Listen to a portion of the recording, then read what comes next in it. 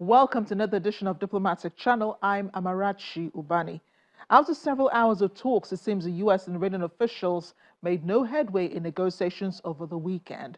According to U.S. President Donald Trump, Iran is unwilling to give up its nuclear ambitions. The U.S. and Iran have offered different reasons for the failure of the peace talks. The U.S. saying they were flexible and accommodating. The Vice President J.D. Vance, who had flown to Islamabad for talks, said the U.S. President told him to come in good faith and make his best effort to get a deal. Unfortunately, they were not able to make any headway. The simple fact is that we need to see an affirmative commitment that they will not seek a nuclear weapon, and they will not seek the tools that would enable them to quickly achieve a nuclear weapon. That is the core goal of the President of the United States, and that's what we've tried to achieve through these negotiations. Again, their nuclear program, such as it is, the enrichment facilities that they had before, they've been destroyed. But the simple question is, do we see a fundamental commitment of will for the Iranians not to develop a nuclear weapon, not just now, not just 2 years from now, but for the long term? We haven't seen that yet. We hope that we will. The U.S. president now says the U.S. Navy will blockade any and all ships trying to enter or leave the Strait of Hormuz. Now, the Iranian government spokesperson, Ismail Baghei, says the talks took place in an atmosphere filled with mistrust, suspicion, and doubt, and that, in his words, we should not have expected from the start that we could reach an agreement in a single session. I don't think anyone had such expectations, he says. Still, he says, diplomacy never ends. Reporters on the ground say there was a palpable sense of disappointment at the outcome of the talks. Joining me now is the most experienced international trade expert in Washington, Stephen Landy. He joins us from Washington, D.C. Stephen, thanks for being with us on the program today. It's a great honor and pleasure to be invited to work with the most vibrant and most significant country in Africa. So it's a pleasure to be invited to be on a program on Nigerian television, to be on a channels program on Nigerian television. It's great to have you, Stephen. And we'll begin, of course, with the outcome of the conversations between the U.S. and Iran in Pakistan, U.S. officials, beg your pardon, and the Iranian officials in Pakistan that started from Friday night, ended in the morning of Sunday. And it seems there were no agreements made. And according to President Trump, Iran is unwilling to give up its nuclear ambitions. What do you make of that? Okay, first, newspapers, because they have deadlines, media in general, always have to come to quick conclusions. Based on a more careful reading this morning, which I just did literally before the program, the exact comment was, we have come to an agreement on many issues, but on one key issue, there was a disagreement.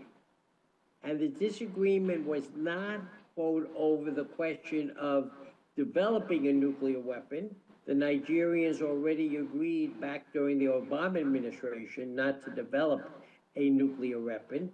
But the U.S. request, which the Nigerians turned down, was to avoid taking any steps which would put them in a position to develop a nuclear weapon or to weaponize using nuclear power in a short period of time.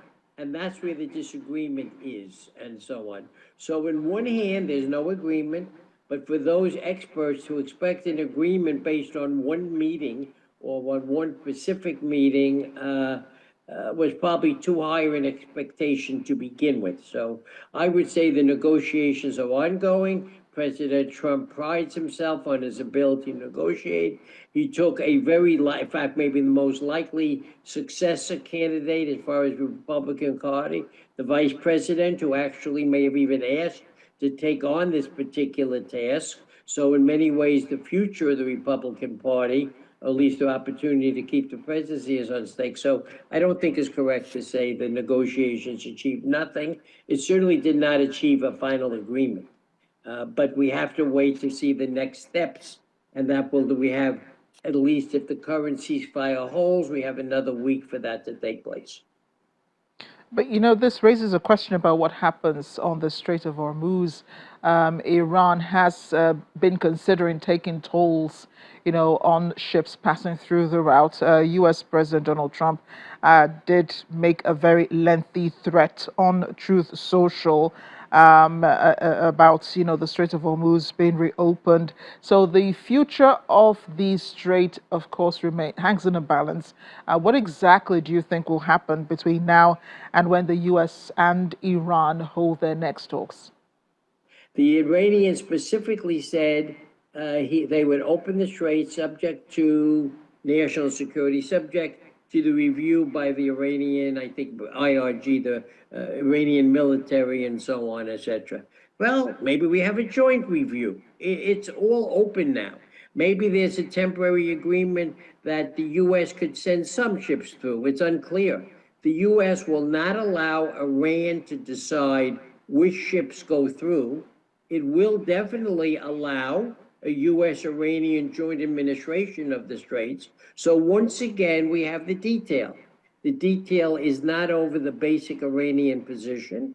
The U.S. can have one of two positions. One, that even if Iran claims sovereignty over the Straits of Hormuz, it has no rights to intervene with any shipments that are undertaken and so on by any country, or at least it can do so voluntarily. Or two, the U.S. and Iran can come up with some method for controlling the entry, at least in the short time and so on. It doesn't have to be a permanent agreement. So once again, there's a basis of negotiation on the table. Whether we'll succeed or not, I don't know. The president talked about not allowing any ship that pays the toll to arrive at its final destination. Does the U.S. really mean it's going to take a Chinese ship that has gone through the Hormuz, paid the toll, or maybe even went under an agreement with Iran not to pay the toll, and we're going to intervene that ship? Wow. So I would say, again, it has to be looked at in the detail of the negotiations. But the U.S. president did say that the U.S. is going to start blockading any and all ships trying to enter or leave the Strait of Hormuz. And he says the blockade will begin shortly. And no one who pays an illegal toll will have safe passage on the high seas. He says any Iranian who fires at us or at peaceful vessels will be blown to hell. Absolutely correct. I just can't get used to them. When I grew up, we never used to use four-letter curse words, but that doesn't seem to play a role here, and so on, etc. But putting that aside, however, yeah. But the key word was shortly. So we have negotiation. I haven't seen the Iranians shoot at anybody yet. I haven't seen the U.S. shoot at anybody. The U.S. claims that two warships went through the Strait of Hormuz over the last couple of days. Iran denies that. I would bet they did go through and so on. I'm not positive. So I would say everything that Trump says, at least at the moment, is in the future. And there's no indication. In fact, the Pakistanis have said they'd like to have another round of negotiations. So this is all what you call posturing. Mr. Trump does posture perhaps more than others. The Iranians certainly posture, a lot. They, got in trouble. We want to destroy the state of Israel, or Israel, whatever the words were. That caused nothing but havoc for like 10 years in the relationship because of those particular choice of words and so on. So I again point out that negotiations is ongoing, and if you put me in the corner, they'll come up with an agreement. Israel, of course, considers Iran an enemy to it.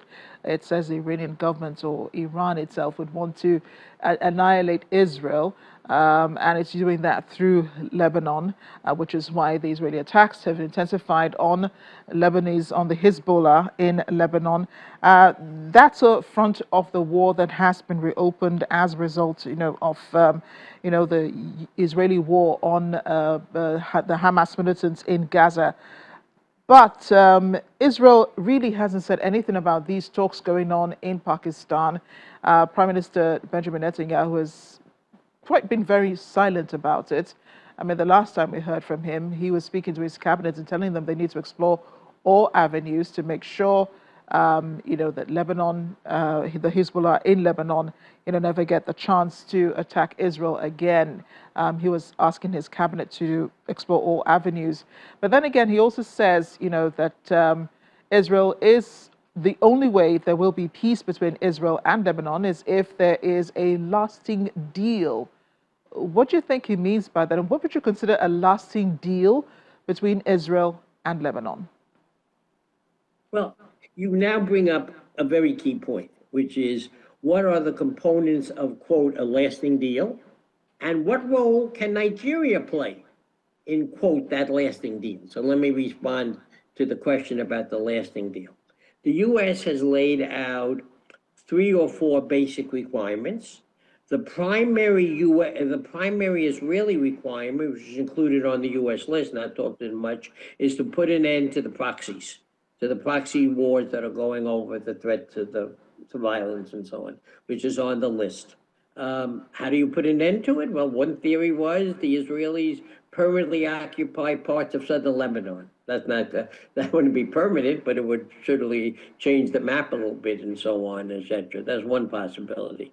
A second possibility is that the Lebanese, the U.S., possibly guaranteed by some Arab countries who are working, make some deal with the Hezbollah, where they agree, quote, to refrain from shooting rockets like they have done until recently when they started them again and so on, etc. And you get a deal there where they actually begin to some kind of development plan for that whole area and so on. So it's unclear. What is factual, however, is that if Mr. Trump seems to say, I have a deal and the Israelis are not going to continue their effort in Lebanon, or we're going to get certain guarantees which will allow them to stop their efforts in Lebanon, I don't think that Mr. Netanyahu will be able to continue it unilaterally. At the moment, he's continuing it. The U.S. doesn't speak about it other than to say the agreement did not cover Lebanon, Israeli actions in Lebanon. As you know, Iran claims it did cover that, the ceasefire, so it's open. But once you begin to get, quote, agreements which are possible in very technical terms, this could actually be a positive game changer and so on. So I just say unknown, but I do not believe that if agreement's in place, the Israelis, even if they don't achieve all their objectives, is going to continue, quote, without the active support of the United States. And President Trump blames the current crisis on President Barack Obama, who was president before he came into office in 2015. He says the Obama administration was too soft on the Iranians and it allowed for Iran to find a leeway to continue to enrich uranium. Following airstrikes last year on Iran, President Trump said Iran's nuclear capabilities had been destroyed. And then he says he's helping the Iranian people, to fight against their regime. He wants them to have their freedoms again. Does the U.S. president not realize that he's giving Iran, at least the Iranian regime, as he calls it, undue advantage in this instance? The key issue here, and this is why I will emphasize this in the detail, was that the criticism of the agreement that Obama signed by, quote, the Republicans and so on, or by Mr. Trump, was that there was nothing in it that prevented Iran either violating the agreement during the 10 years or 1 month after the 10-year agreement, having prepared its nuclear bomb, but not actually manufacturing and moving very quickly and suddenly announcing, I have a nuclear bomb. That is why Vice President Vance, when he finished the meeting in Nigeria, when he finished the meeting in Pakistan, was very clear. We want to get an assurance against them developing a nuclear weapon and so on, which they have already given back during Obama's day. But we also want to make sure that during the interval, he cannot take steps to weaponize a nuclear weapon so he can move quickly thereafter. So that's how he gets out of the Obama trap, by saying, I got a better agreement than Mr. Obama got, and so on, etc. And again, that's the pathway, we'll say, that could be followed. Don't know whether it'll be followed or not. Well, he has no agreements with the Iranians at this time. and there are no negotiations on the table apart from the ones that just ended in Pakistan. But then again, he also lambastes NATO and lambastes Europe as well for not joining the US in this fight against Iran. Why do you think Iran is not a particular threat to the EU and to NATO? Reasons why they are, stepping back from, championing this war as the US is. Trump did not consult with the Europeans before he launched the war, and they remember that. I mean, he just did it, and then he said, I want your support, and I think that also led to a certain amount of opposition and concern. So again, it's not, and three, I think the Europeans believe that through negotiations, they can deal with the problem, and there was not a need yet for what Mr. Trump did. They certainly don't believe there was the imminent threat that Mr. Trump claimed exists from Iran. So I think that's the particular reason why. But the relationships, as you know, between Mr. Trump and NATO are not the best. So that's not surprising or anything. The real question is, does the Europeans really play a role now in this current debate, current negotiation underway? They certainly can be harmed more than the U.S. by a continuing closure of the strait, although it will have the greatest harm on Asia, but they certainly can be harmed by that. So my feeling is that I'm not surprised that they're not wholeheartedly supporting us.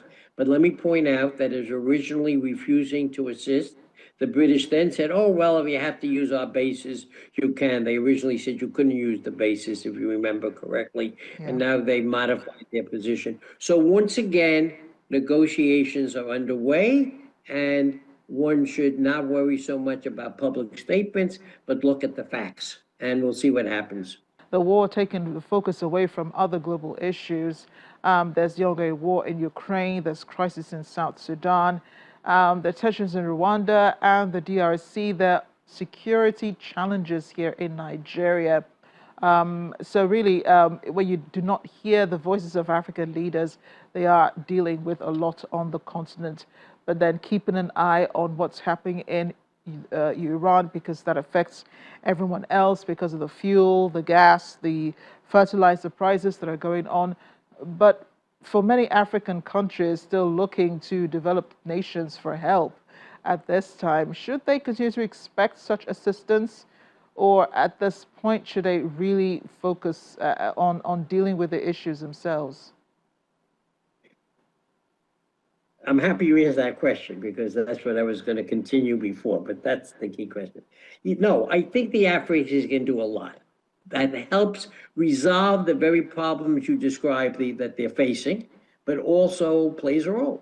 What countries don't realize, and this is particularly true of Congo and of the DRC, they are the two democratic countries which are truly African. I mean, South Africa has special problems. I'm not going to compare it or not, and so on to the other one. But when you think of Africa, you think of Francophone Africa, DRC, and definitely the leader in Anglophone Africa is Nigeria. A lot of people pay attention to Kenya, but honestly, Kenya is a pygmy country. It's a small country compared to Nigeria and so on, and Nigeria's potential and so on. So I'm saying to myself, when Cole and everything about it, what can Nigeria do? Well, Nigeria can do other things, and other African countries can do the same thing. I have a list of what I call like-minded countries in Africa that I define as countries that have specific interests and can gain a lot from working closely with the U.S. So what can they do? Well, let's be very clear. One, the Nigerian president deserves unbelievable credit for how he dealt with the concern that the Trump administration mentioned due to the strong influence of evangelicals in the U.S. on what the accusation being was that the Nigerian government was not providing adequate protection to the Christian communities from the rebels. And what he succeeded in doing was, one, getting down, working with the U.S., getting down the level of violence. He got the U.S. assistance, whether it be in the form of training, whether it be in the form of new weapons, or at least the availability of weapons, whether it was in the form of assistance in intelligence and so on, etc. where there was a note that about 100 American troops arrived to help out and so on, whether it was a threat from the bombing that took place. Unfortunately, it seems that Christmas Day and Easter days do not seem to get the respect they deserve all the time in world politics and so on, but the bombing on Christmas Day that took place and so on. So very much so that we're beginning to develop a relationship between Nigeria and the United States, which reflects the importance of Nigeria. So what I have said, and I'm on record of having said that, is that they should use this new level of dialogue.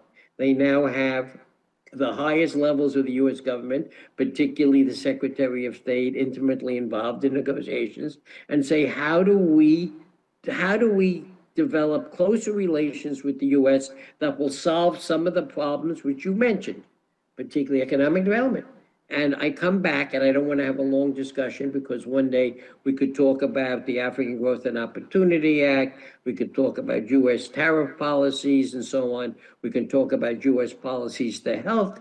But this is now the time for perhaps Nigeria and the U.S. to agree on some kind of a strategic, economic, mutually beneficial growth partnership and look at all these issues together, of which, quote, the oil eventually, if it continues, how they can work together. There's a mutual interest between Nigeria, the U.S., and China, may I add, in assuring that there be free passages through coastal waterways, or whatever you want to call them. It doesn't interfere with the ability of international trade to flow. There can be definitely an agreement in terms of dealing with terrorism, which again, there's a general world opinion. These areas where the U.S. works together with Nigeria needn't be viewed as anti-China because they can be of Chinese interest. The U.S. can certainly work on trade policy with Nigeria, can talk about extending African Growth and Opportunity Act, can talk about improving it so Nigeria can export more, perhaps assembly industries, because Nigeria has such a large population. It certainly is possible that they could deal, quote, with these reciprocal duties. If you remember, Nigeria was subject to a 10 or 15% duty, and so on. Now it's subject to a 10% duty on all its imports. So there were all kinds of areas. So what I really am urging is that instead of always questioning what it can do in the U.S.-Iranian debate, or the U.S.-Israeli-Iranian debate, it has a very small influence in that. So that should not be the guiding principle in what it's doing. What it should be saying is, what can I do to work with the U.S.? What can I do with the U.S. that does not undermine my relationships with China, but brings us closer together so we can benefit more from that relationship than we are currently benefiting? Now we're benefiting in the security area. How do we expand it? So I think that's the kind of question that really has to be asked by the Nigerian government working with the U.S. government. I want to have that mutually beneficial strategic partnership. And my last very quick point will be that the future of the Trump administration, of course, is unknown. You know, there'll be a congressional election. It could become, the Democrats could win control of one or both houses of Congress. The Democrats put a much higher emphasis on democratic values, on elections, etc., than the Republicans do in terms of their relationship. There's no more democratic country in Africa than Nigeria, given the fact all you have to do is pick up the newspapers every day and see what's going on in the debates and everything else. So I think regardless of whether Republican or Democrat, you have a possibility of developing a long-term relationship where Nigeria, perhaps with the Democratic Republic of the Congo, are the leading interlocutors with Africa. With Africa, yes. Stephen, thanks again for joining us on the program, the oldest international trade expert in Washington. Stephen is 84 years old. He's still very sound, as you can tell. Stephen, we appreciate your joining us on Diplomatic Channel. I always tell everybody, one, I'm 84, but my mom was blessed and left us 3 months short of 106. So wow. View me as a 60-year-older. And the biggest accomplishment of my life was being married for 61 years to a saint, and so on, whose name happens to be Sharon, my wife, and so on, etc. And the message for everyone, if you can stay married to 61 years, you could certainly figure out how to deal this little problem between Iran, Israel, and Iran, US, and Nigeria that we're currently dealing with. But I thank you very much for this opportunity. Thanks again, Stephen. This is where we end the program this week. Thanks for watching. I'm Amarachi Ubani. I'll see you next time.